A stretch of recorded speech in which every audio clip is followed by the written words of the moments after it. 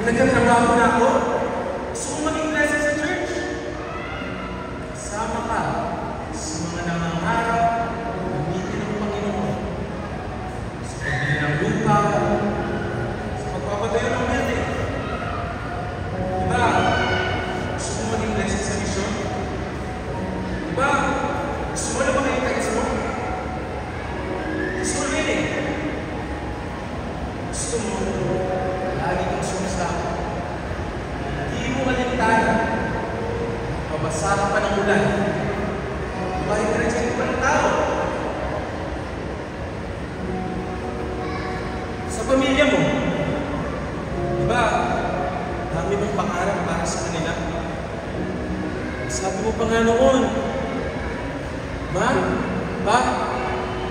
balang araw, makakabawi din ako sa inyo. Susundihan ko din lahat ng sakripisyo mo. Papalain din tayo ng Panginoon.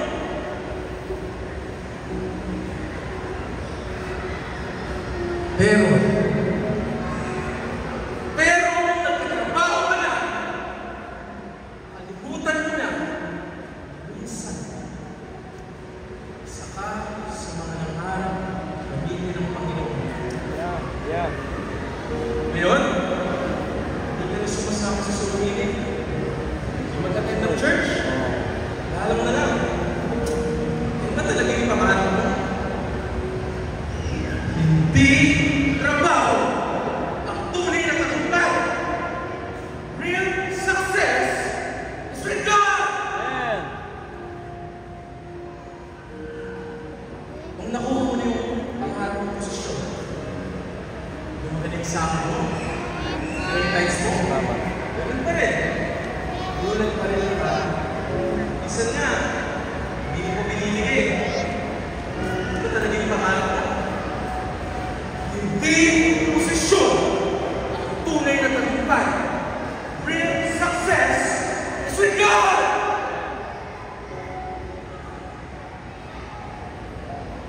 Kung nakahawak ka na ng malaking pera,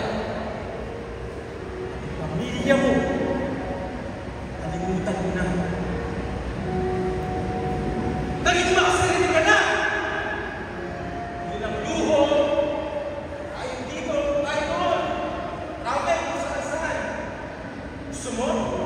Lagi kang nakakasapit sa latest. Ba talaga yung pangarap mo? Hindi salamin ang tunay na tagumpay. Real success is with God!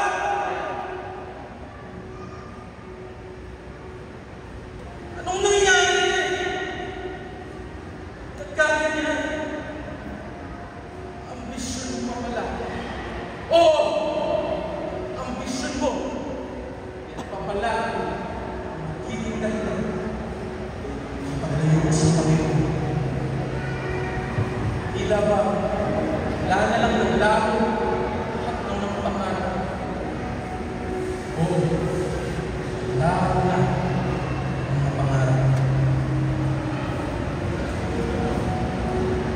Huwag mong takbuhan ng Diyos! Magbuka, kasama siya. Hindi trabaho, hindi posisyon, at lalong-lalo na hindi salamin ang tunay na tagumpay. Real success is with God!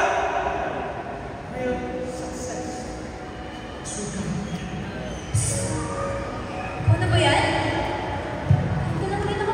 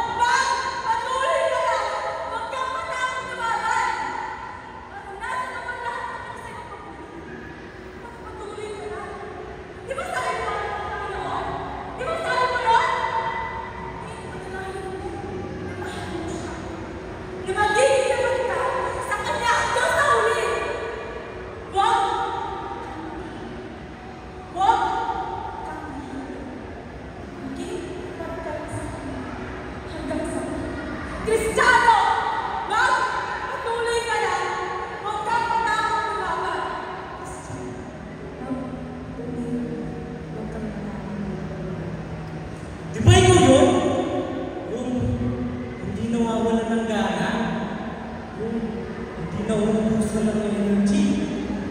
Lahat ng Amen! Kasi Lord, kada aawit, may kasamang luha. Sinabihan mo minsan ng Panginoon na, Lord! Kesa mawala ako sa'yo, kunin mo na lang ako! Pero ngayon, wala na. Habang lahat busy sa ministry, ikaw, nakaupo ka na lang. Naaalala, iniisip. Nasaan na yung dati na? Oo, napapagod ka na. Laging kulang sa tulog. Laging nauubusan ng oras. Kung hindi mo na mabigyan ng panahon sa sarili mo kasi puro Panginoon na lang nasa isip mo. Minsan, gusto mo lang magpahinga. Minsan, gusto mo lang matulog. Gusto mo lang sabihin na, okay lang ba? Pwede ka mo naman! Kaso, hindi pwede. Baka sabihin nila, malayo pa na sa Panginoon. Baka sabihin nila, hindi ka na faithful. Kaya ayaw, isa mong hinaharap ang pressure, ang sakit, at ang pagod. Pagod ka? Pero di ba sabi mo, sa kanya ka lang nakakapagpahinga? Pero, mawalan ka na lang gana. Umingiti, hindi ka naman masaya. Tumatawa, pero gusto mong umiyak. Nagbibiro, pero alam mo, gusto mo nang sumagot. Wala na yung excitement. Hindi ka na inspired. Gusto mo na lang sinabi, oo! Pagod na ako! Pagod! Pagod na ako! Kasi naman, Lord, bakit ang bigat? Bakit parang tayo na?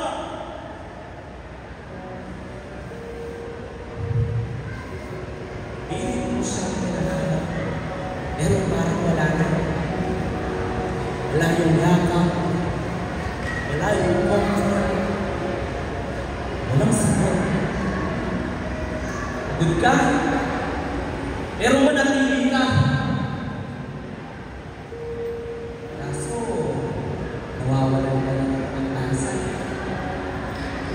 Babasa ka ng Bible, pag nalang kailangan. Nagdadasal, pero hindi mo na siya maramdaman. Nauupo at nakikinig sa preaching, pero hindi ka na kinakamaan. Kaya ako lagi ng isip ko, kung ginagawa mo pa ba ito lahat dahil mahal mo ang Panginoon? Baka dahil may inaasahan na lang sila sa'yo. Still, you sing, you serve, and you show up. Kahit alam mo, tapos na na. Pagod ka, pero manatili ka. At habang inisip mo, kung magpapatuloy ka pa ba? Bakit? Bakit mo kailangan isipin? Nakalimutan mo na ba kung may Panginoon? Panginoon na kahit kailan, hindi ka iiwanan. At kahit kailan, hindi nagsawa na mahalin ka. At hindi nagkulang sa iyo. Panginoon na laging nagpapaalala. Anak, hindi kita hinaling mo pinagkakita ito. Gusto ko lang pinagkakita ka. Kaya oo, tama ka naman. Kung pagod ka, huwag mong pipilitin. Magpahinga ka. Pero huwag mong layuan ang Panginoon. Mas lumapit ka sa Kanya. Usapin mo siya. Hindi ko lang tulong sa Kanya. Kalimutan mo na ba? Na siya ang unang naging matapat.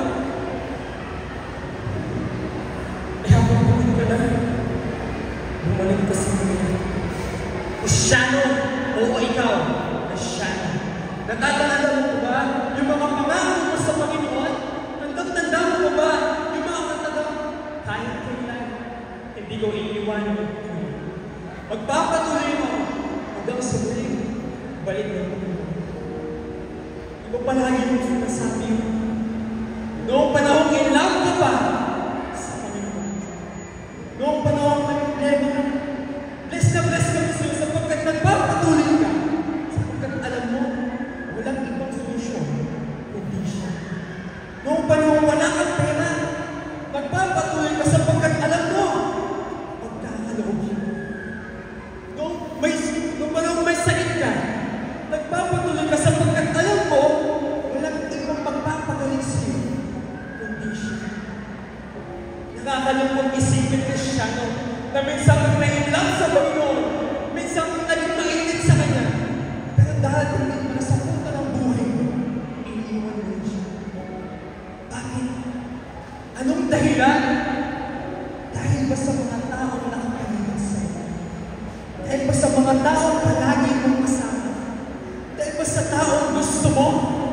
Hindi ba noon nanganap ka, mabubuo ka ng pamilya na naglilingkod sa Kanya? Pero bakit naman sa point na siya pa ngayon ang dahilan kung bakit gusto mo nang iwan ang Panginoon? Kung bakit gusto mo nang tapusin ang tabuhin mo bilang Kristyano? Dahil ba sa tao gusto mo? Alam mo, Kristyano, hindi nagkulang magpaalala sa iyo ang Panginoon. Ginamit niya ang pastor mo, ginamit niya ang leader mo, dahil gusto niya at nang kanyang nagtatapat sa kanyang damay. Pero bakit? Imbes na pinili mo ang kalooban niya, pinili mo ang kalooban niya. Kaya ngayon, matamlay ka na bilang Kristyano. O baka naman, dahil sa mga pamilya mo, dahil sa kaibigan mo, klase mo.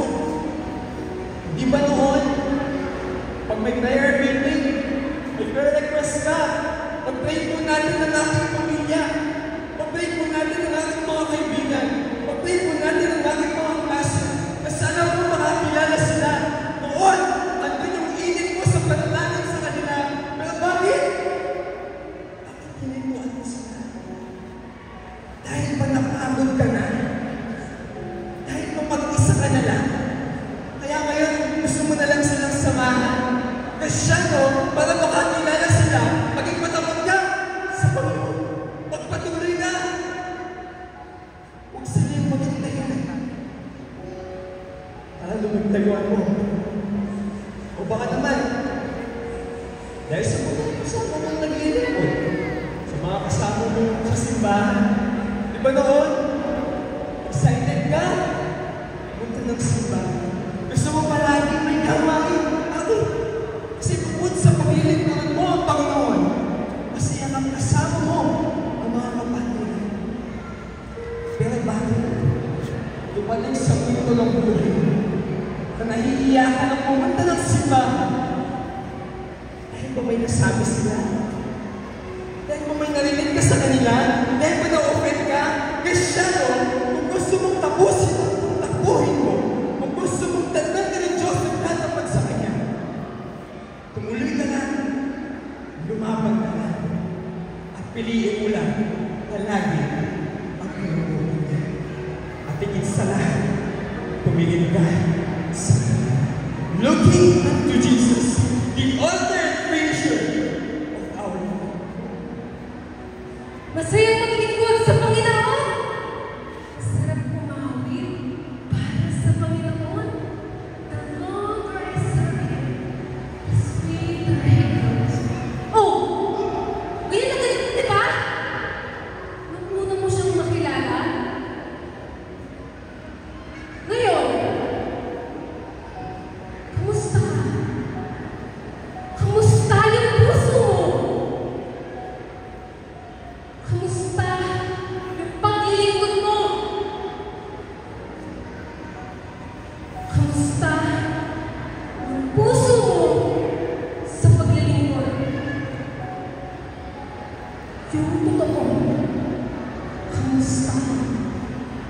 Di ba dati? Laman ang puso mo. Ang saya maglingkod. Walang makakahadlang. Araw man ulan. Masarap umawit, lalo lang kasama mo yung mga kapatid. At syempre, masarap makinig. Magulat ka. Natututo ka na. Lalo mo sa nakikilala. Masakit man. Tagos ang dugo. Pero lagi ka natututo. At alam mo, nangungusap pa sa'yo ang banal na espiritu. Ngayon, kamusta ka? Ganun ka pa rin ba kasaya? Ganun ka pa rin ba kasaya? Yung totoo, piling mo, kayo lagi pinapatamaan ni Pastor. Kaya nilalabanan mo na ngayon ang pangungusap sa'yo ng banal na espiritu. Naririnig, pero hindi ka na nakikinig. Tapos, piling mo, ayaw mo na makasama sa kanila. Dahil piling mo, hindi ka na makakonekta sa kanila. Huwag mong hayaan na ang iyong emosyon diktahan ang iyong aksyon. Di mo dati sinabi mo pa? Ang sarap manalangin dahil masarap magtiwala sa Kanya. Masaya magbasa ng Biblia. Natututo ka na, lahat mo pa siyang nakikilala. At di ba sinabi mo pa, maganda ang buhay ng may kalinisan? Yung tipong nilalayuan mo lahat ng uri ng kasalanan at sensitive sa lahat ng bagay. Ngayon, kamusta ka? Kamusta yung puso mo? Kamusta yung relasyon mo sa Kanya? Yung totoo, hindi mo namamalayan na unti-unti kang nawawala ng gana sa prayer. Ayaw mo nang manalangin dahil piling mo, hindi ka nasasagutin. Sabay mo narinig? Binabasa mo lang kapag piling mo, okay ka. Kapag piling mo magbasa. Kapag piling mo, napakalinis mo sa Kanyang harapan. Ngayon, binubulan ka na ng puso mong nanlalamig na magtiwala at mamuhay ng ayon sa Kanyang kalooban. Nasaan yung totoo? Yung pusong totoong naglilingkod na may kataparan sa Panginoon. Yung dating pusong nakakapaso sa init. Napalitan na ba ng pusong namamanhid sa lamig? Ano ba ang mga naging dahilan? Ambisyon sa sarili? Wrong priorities? O baka naman persecutions? O burnout? Baka naman maling tao? Kapatid, ang panlalangin, hindi yan magsisimula kapag tumalikod ka. Ito ay nagsisimula nung may nag-iba sa paglilingkod mo. May nawala yung pagmamahal mo. At may nagbago yung puso mo. O baka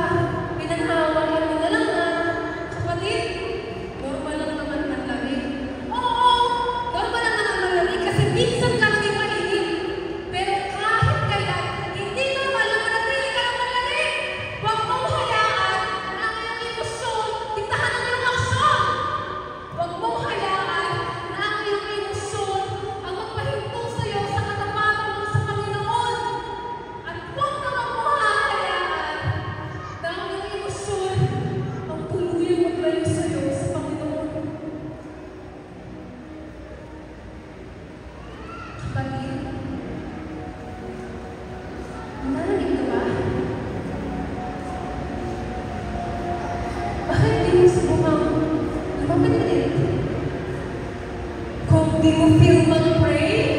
Go! Feel mag-pray! Magpatuloy ka pa rin! Kung piling mo, hanggang dyan ka na lang, wala nang mag-iiba. Talaga ba? Sa isip mo lang yan! Kung piling mo, masyado kang malayo sa kanya, hindi maiksi ang kanyang kamay para hindi ka niya maabot. At kung hindi mo na magtatagumpayan, yan ang simula ng iyong pagbagsak. Kaya wag mong hayaan! Magpatuloy ka lang! Kapatid, nananalig ka man, pinili mo pa rin magpatuloy. At kung matapat ka lang, aking mong tandaan na lahat ng ginagawa mo ay may kabuluhan. Dahil nandiyan ka dyan. Kaya, magpatuloy ka lang. Maging matapat ka lang. Magpatuloy ka lang nang may kalakalan. Patuloy ka! Masaya ka na! Magpatuloy ka kasi may gantimpala mula sa kanya. Hindi ka tunay na magiging kanya. Tumulayo ka sa kanya. Malayo pa! Pero malayo na! Takbo lang! Laban lang! Patuloy lang! Manatili ka lang! Matatapos din ang ating takbuhin.